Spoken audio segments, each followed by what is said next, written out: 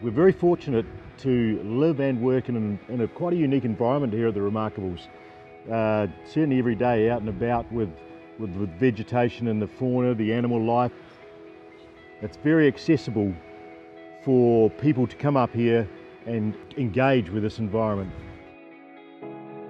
Certainly we put a lot of emphasis on anything we're doing up here, and when we're doing modifications of landscape for trail development and that sort of thing, very carefully planning how we do that with the least amount of impact, and putting a lot of time and effort into how we work on recovering that landscape and retaining those landscape values, if you like, for everybody to come up and enjoy.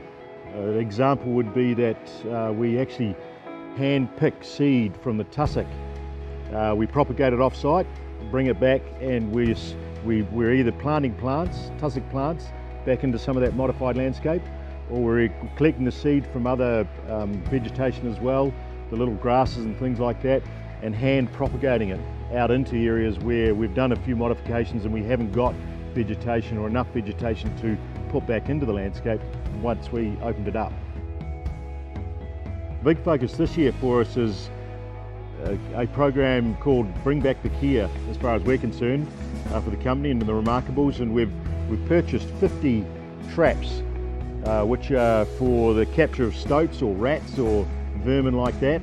And we're going to start with a program of laying them out in a big long line across the ski area and start working down the hill over the next year, 2 years, 3 years, however long it takes. So long as we're capturing vermin like that, we'll keep the traps out there. But the idea is to bring back the kea. So if we can clear the landscape of that vermin, we know the kea will frequent and survive and grow in this environment a lot more.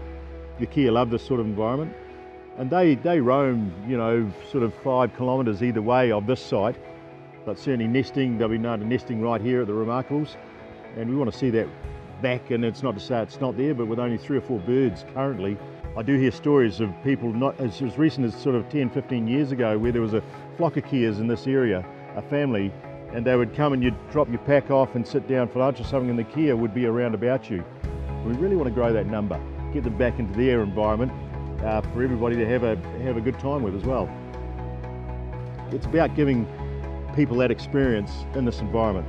It's very important that we're maintaining and even enhancing the local landscape and what's around about us for everybody to have a good time out, and just to look at the uniqueness of this alpine, subalpine location.